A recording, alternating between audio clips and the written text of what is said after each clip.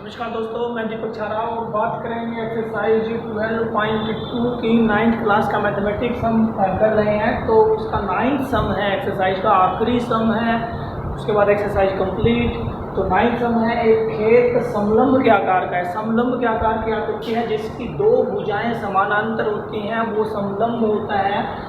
तो ये एक समलंब के आकार का एक खेत है जिसकी समानांतर भुजाएं इसने बताई हैं 25 मीटर और 10 मीटर। ये हमने 10 मीटर, ये भुजा 10 मीटर ली है और नीचे वाली 25 मीटर है ये भुजा। अब इसकी असमानांतर भुजाएं, समलंब में दो भुजा समानांतर होती हैं और दो भुजा असमानांतर होती हैं। तो असमानांतर भुजाएं 13 मीटर और 14 मीटर हैं। तो इस खेत का क्षेत्रफल क्या होगा ये हमने निकालना है। तो इसका क्षेत्रफल निकालने के लिए थोड़ा सा जो है हम इसको कुछ भागों में बांट लेते हैं समलंब को।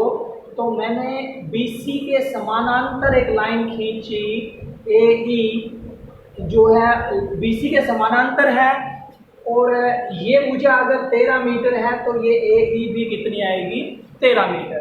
अब ये 10 मीटर थी तो E से लेके C तक ये भुजा कितनी हो जाएगी, ये 10 मीटर। क्योंकि कंप्लीट साइड जो है 25 मीटर है, 25 मीटर है, तो ये 10 मीटर अगर इसमें से हटा दें तो D से लेके E तक ये कितनी बचेगी, 15 मीटर। तो ये कुछ हिस्से हमने इसके कर लिए। अगर यहाँ से परपेंडिकुलर ड्रा करते हैं तो ये जो है ये इसकी हाइट को शो करेगा। अब हम इस त्रिभुज का क्षेत्रफल निकाल सकते हैं। त्रिभुज का क्षेत्रफल निकालने के लिए तीन भुजाएं हमें चाहिए और वो तीनों भुजाएं हमारे पास हैं। एक भुजा 14 मीटर है, एक 13 मीटर है और नीचे वाली भुजा जो है वो कितनी है, 15 मीटर। तो इन तीनों का यूज करके हम इसका क्षेत्रफल हम निकाल सकते हैं। तो लिखेंगे त्रिभुज ADE में त्रिभुज की तीनों भुजाएं क्योंकि हमारे पास है 14, 13 और 15, तो इसका क्षेत्रफल निकाल सकते हैं। तो सबसे पहले हम S निकालेंगे। S क्या होता है, तीनों भुजाओं को जोड़ेंगे और उसको 2 से डिवाइड कर देंगे तो उसका S निकल जाएगा। तीनों भुजाएं हमारी हैं 13 जमा 14 समा 15 और उसका जो है बटे में 2, तो ये हो जाएगा 4 और 3 7 और 5 12, 3 और 1 4, 42 बटे 2। इसको कैंसिल करेंगे तो ये आ जाएगा 21 मीटर। अब S माइनस A हमें चाहिए, S माइनस B हमें चाहिए और S माइनस C। S में से पहली भुजा हम घटाएंगे। S हमारा 21 आया है तो पहली भुजा हमारी इसमें से घटाते हैं, 21 माइनस 13, 8 बचेगा। S माइनस B 21 में से दूसरी भुजा हम घटाएंगे, ये 7 मीटर बचेगा और 21 में से तीसरी भुजा हम घटाएंगे और ये 6 मीटर आएगा। 7 6 और 8 7 और 6 मीटर। अब क्योंकि हमने इसका क्षेत्रफल निकालना है तो हीरोन का सूत्र प्रयोग करेंगे। त्रिभुज ADE का क्षेत्रफल, सूत्र क्या होता है, सूत्र जो है पिछले समूह में भी हमने किया, पिछली एक्सरसाइज में भी किया है, S minus A, S minus B और S माइनस C और सारे के ऊपर वर्गमूल। तो यहाँ पे S की वैल्यू कितनी, S की value 21 Guna S minus A की वैल्यू 8, S माइनस B की 7 और S माइनस C की कितनी आएगी, 6 आएगी। अब इनके फैक्टर्स कर लेते हैं ताकि इसके वर्गमूल को हम खत्म कर सकें। तो 21 को हम लिखेंगे 3 गुना 7, 8 को हम लिखेंगे 2 गुना 2 गुना 2, 7 के फैक्टर्स हो नहीं सकते, 6 के फैक्टर होंगे 3 गुना 2। तो यहाँ पे क्योंकि वर्गमूल है तो 2 के पेयर हम बनाएंगे और जिनका पेयर बनता है वो वर्गमूल से बाहर निकलेगा, बाकी संख्या अंदर बचेगी। तो यहाँ पे 3 का पेयर बनता है तो यहाँ से 3 हम बाहर निकाल सकते हैं। इसी तरह से 7 का भी पेयर बनता है, 7 भी बाहर आ जाएगा। यहाँ से 1 2 ये भी बाहर और यहाँ से ये 2 है ये भी बाहर। क्योंकि सभी के पेयर बनते हैं, सभी संख्याएं बाहर आती हैं। इनकी गुना कर लेते हैं, 3 गुना 7 21, 21 गुना 2 42 और 42 गुना 2 यानी कि 84 सेंटीमीटर, मीटर में था 84 मीटर स्क्वायर। इस त्रिभुज का क्षेत्रफल हमने निकाल लिया 84 मीटर स्क्वायर।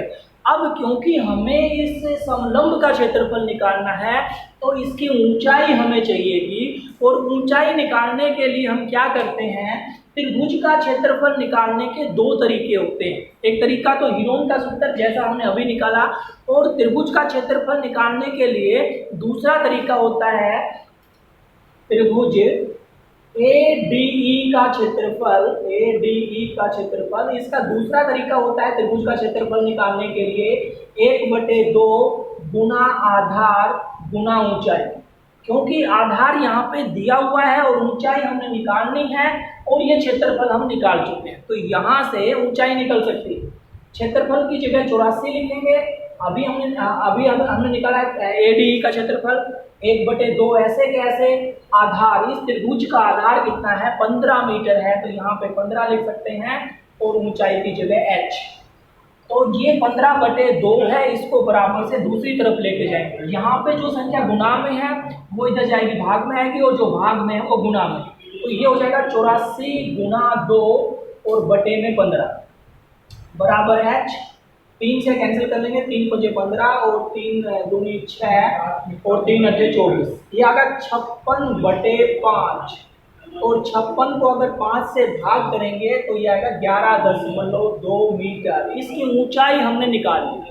अब क्योंकि हमने समलंब ABCD का क्षेत्रफल निकालना है, तो वही चीज हम यहाँ पे लिखेंगे, समलंब ABCD का क्षेत्रफल। ABCD का क्षेत्रफल, तो यहाँ पे दो चीजों का क्षेत्रफल मैं जोड़ रहा हूँ, ध्यान देंगे। एक तो त्रिभुज का क्षेत्रफल, त्रिभुज हमारी है ADE, त्रिभुज का क्षेत्रफल कितना आया था हमने अभी निकाला था 84 जमा एक हमारा ये बनता है समानांतर चतुर्भुज, और समानांतर चतुर्भुज का क्षेत्रफल होता है आधार गुना ऊंचाई।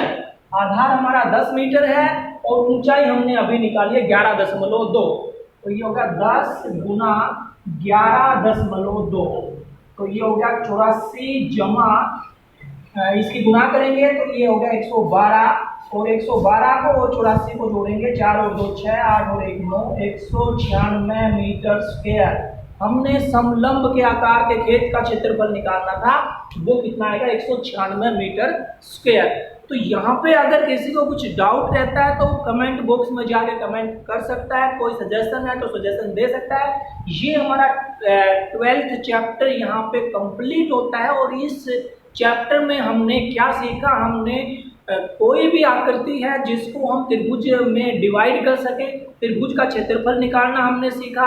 हमने चतुर्भुज का क्षेत्रफल निकालना सीखा कि चतुर्भुज को हम दो हिस्सों में बांट के त्रिभुज बना लें, दो त्रिभुज, और दोनों त्रिभुजों का अलग अलग से क्षेत्रफल निकाल के उनको जोड़ दें, तो उस चतुर्भुज का क्षेत्रफल भी यहाँ पे हमने निकालना सीखा। अलग अलग तरह के सम हमने इसमें किए।